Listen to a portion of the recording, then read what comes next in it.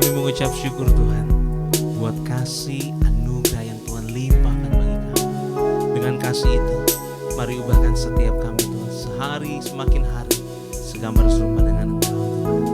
Terima kasih Yesus. Bapa Kau setia, takkan meninggalkan, dan ku percaya Engkau milikku dan ku milikmu. Kerinduanku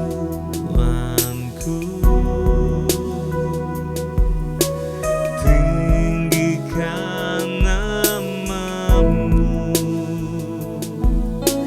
karena ku tahu Engkau dalamku dan ku dalammu. Ubah hatiku seperti hatimu, setulus salibmu, kasihmu Tuhan. Biar mataku seperti matamu, pancarkan kasihmu. Ku mau jadi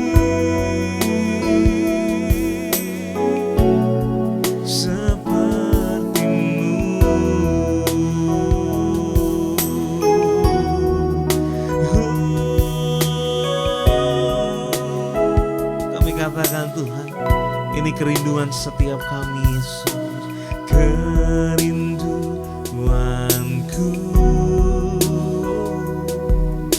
tinggikan namamu,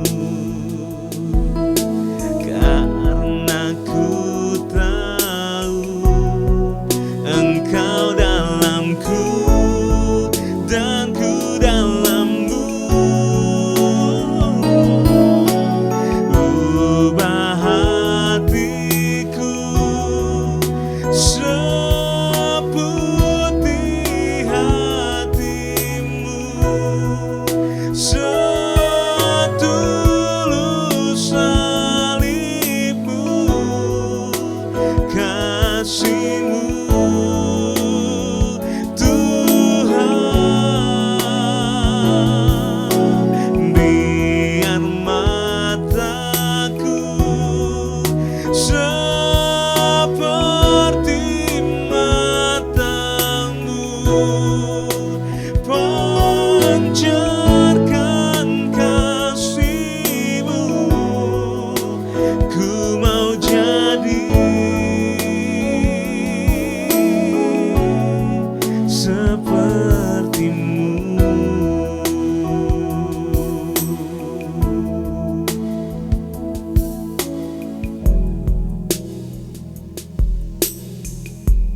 Shalom Bapak Ibu sedang kasih Tuhan. Saya ucapkan selamat pagi dan kita akan berjumpa kembali dalam acara renungan harian saudara, dan kita akan diberkati melalui kebenaran firman Tuhan sebelum kita melakukan segala aktivitas kita pada hari ini. Oleh karena itu mari kita tundukkan hati kita di hadapan Tuhan. Kembali ya Tuhan, pagi hari ini kami menyiapkan hati kami untuk diberkati melalui kebenaran firman-Mu. Bapa, kiranya pengurapan dari Allah boleh turun atas kami, supaya apa yang kami dengar hari ini itu firman-Mu boleh menjadi rema dalam kehidupan kami. Terpujilah nama-Mu ya Tuhan. Demi nama Yesus Tuhan, kami siapkan hati kami untuk diberkati. Haleluya. Amin. Bapak Ibu sedang kasih Tuhan, kembali pagi hari ini kita akan membaca dalam kitab Lukas pasal 9 ayat 62. Firman Tuhan berkata demikian, setiap orang yang siap untuk membajak tetapi menoleh ke belakang tidak layak untuk kerajaan Allah. Dari ayat ini saudara, saya ingin berbicara jangan menoleh kembali ke belakang. Bapak Ibu sedang kasih Tuhan, ketika bangsa Israel keluar dari tanah Mesir, mereka tidak secara langsung masuk ke tanah yang dijanjikan Tuhan, yaitu tanah Kanaan. Mereka tidak bisa langsung masuk, melainkan mereka harus melewati proses yang cukup panjang di padang gurun yang penuh dengan tantangan. Saudara, kalau Tuhan izinkan, nanti tanggal 26 Desember saya kembali menuju ke tanah perjanjian. Dan kita tapak tilas bagaimana bangsa Israel keluar dari tanah Mesir menuju tanah Kanaan, saudara. Nah, Bapak Ibu, ya saya nggak promosi, cuma kasih tahu. Jadi kalau Bapak Ibu Tuhan izinkan, di akhir tahun ini kita akan berangkat bersama-sama menuju tanah perjanjian. Memang kalau kita lihat sekali lagi bahwa bangsa Israel tidak langsung diberikan secara langsung untuk tanah perjanjian itu, tanah Kanaan.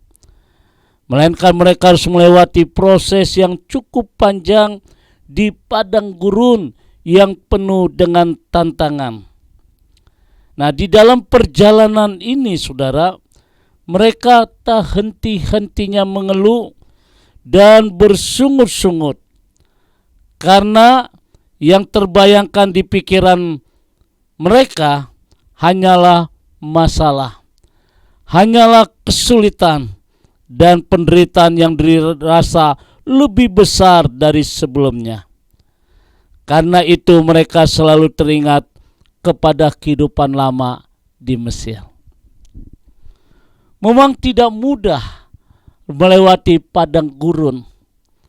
Sebenarnya kalau bangsa ini boleh tahu apa yang jadi rencana Tuhan, pasti bangsa ini tidak akan bersungut-sungut. Pasti bangsa ini tidak akan mengeluh. Dan saya percaya pasti bangsa ini tidak akan menyesal ketika mereka harus meninggalkan Mesir menuju tanah Kanaan itu, saudara. Tapi sayang sekali mereka nggak ngerti apa yang menjadi rencana Tuhan di dalam kehidupan bangsa ini. Makanya setiap melewati perjalanan mereka mengeluh. Mereka mulai bersungut-sungut karena di pikiran mereka terbayang hal yang indah di tanah Mesir. Padahal kalau mereka tahu mereka hidup di dalam perbudakan. Saudara yang dikasihi Tuhan, bukan hanya bersungut-sungut, bukan hanya mengeluh. Kemarahan dan kekecewaan itu ditumpahkan kepada Musa yang memimpin mereka keluar dari Mesir, yang mengungkit-ungkit dan membanding-bandingkan kehidupan di Mesir. Inilah yang dilakukan oleh bangsa Israel, umat pilihan Allah. Mereka bukan hanya mengeluh, tetapi mereka mengungkit-ungkit. Dan ini jelas kita baca di dalam Keluaran 14 ayat 11 sampai dengan ayat 12. Itu dengan jelas sekali. Apakah karena tidak ada kuburan di Mesir, maka engkau membawa kami untuk mati di padang gurun ini? Apakah yang kau perbuat ini terhadap kami dengan membawa kami keluar dari Mesir? Bukankah ini telah kami katakan kepadamu di Mesir, janganlah mengganggu kami dan biarlah kami bekerja pada orang Mesir, sebab lebih baik bagi kami untuk bekerja pada orang Mesir daripada mati di padang gurun ini. Ini satu ungkapan yang membeda-bedakan. Mereka mengungkit-ungkit, mereka menyesal sekali, dan mereka protes kepada Musa. Apakah di tempat ini ada sesuatu yang indah? Apakah karena tidak ada kuburan di Mesir maka engkau membawa kami ke tempat ini? Lebih baik kami bekerja untuk orang Mesir. Dan itulah satu ungkapan, mereka mengungkit-ungkit dan membanding-bandingkan kehidupan di Mesir. Mereka belum siap di padang gurun sampai mereka berkata, untuk apa kita di padang gurun ini? Saudara, nanti kalau Bapak Ibu yang mungkin sudah melewati Mesir menuju tanah Israel, memang ya situasi padang gurun itu tidak mengenakan. Apalagi Mesir itu punya dua benua, benua Afrika dan benua Asia. Benua Afrika itu padang gurun. Pada waktu saya checkpoint di mobil, saya ingin tahu apa sih padang gurun. Nah, pada waktu saya checkpoint, saya turun dari mobil, saya izin. Karena di rombongan, setiap rombongan dari Mesir Israel pasti dikawal oleh seorang tentara di dalam bus. Itu peraturan dari negara Mesir, Bapak Ibu, sampai hari ini. Dan saya izin. Pada waktu saya turun ke padang gurun, waduh, ternyata kaki saya beberapa senti ke dalam, saudara. Mau melangkah aja susah. Itu sekarang loh, saudara. Apalagi dulu. Memang tidak mudah. Sehingga bangsa ini teringat. Sekali lagi, kenapa itu bisa mereka lakukan? Karena mereka nggak mengerti apa yang menjadi rencana Tuhan. Saudara, sikap yang sama ditujukan oleh banyak orang Kristen saat-saat ini. Mereka tidak menyadari bahwa diselamatkan melalui pengorbanan Kristus berarti kehidupan lama kita. Kehidupan lama kita telah dikubur bersama-sama dengan kematiannya, dan hidup kita sekarang adalah hidup yang baru di dalam Dia. Saudara, seringkali kita tidak menghargai pengorbanan Yesus di atas salib itu. Sehingga kehidupan baru kita seperti hidup yang lama. Saudara yang dikasihi Tuhan, mereka tidak menyadari apa yang Tuhan berikan buat kita. Tuhan rela berkorban untuk kita. Dengan kematiannya dan hidup kita sekarang adalah hidup yang baru di dalam Dia. Segala sesuatu yang di belakang harus benar-benar ditinggalkan dan tak perlu kita menoleh ke belakang lagi. Karena siapa saja yang masih menoleh ke belakang, ia tidak layak masuk dalam kerajaan surga. Menoleh ke belakang berarti enggan menanggalkan kehidupan manusia yang lama. Oleh karena itu perlu kita sadari, sebagaimana Lukas 9 ayat 62 berkata, setiap orang yang siap untuk membajak tetapi menoleh ke belakang tidak layak untuk kerajaan Allah. Yang Tuhan kehendaki adalah kita hidup dalam pertobatan sejati. Ini yang Tuhan mau. Jangan seperti bangsa Israel. Mereka telah dibebaskan dari tanah perbudakan. Ternyata mereka mengingat betapa indahnya di tanah Mesir. Padahal Tuhan sudah berkorban untuk mereka. Demikian juga di dalam kekristenan kita. Berapa lamakah kita mengikut Tuhan? Ada yang 50 tahun, ada yang 20 tahun, ada yang 15 tahun, ada yang setahun, atau mungkin ada yang baru mengenal Tuhan. Tetapi bisakah kita menanggalkan manusia yang lama kita? Hiduplah menjadi manusia yang baru di dalam Tuhan. Sebab saudara yang kasih Tuhan, Tuhan kehendaki bahwa kita adalah hidup di dalam pertobatan sejati. Lalu timbul pertanyaannya bagi kita, bagaimana caranya kita hidup di dalam pertobatan yang sejati? Hidup di dalam ketaatan penuh kepada Tuhan. Memang iblis seringkali mempergunakan pikiran kita agar kita selalu mengingat-ingat dosa kita di masa lalu, supaya kita menjadi lemah dan kembali jatuh ke dalamnya. Itulah cara iblis bekerja untuk kita, saudara kasih Tuhan.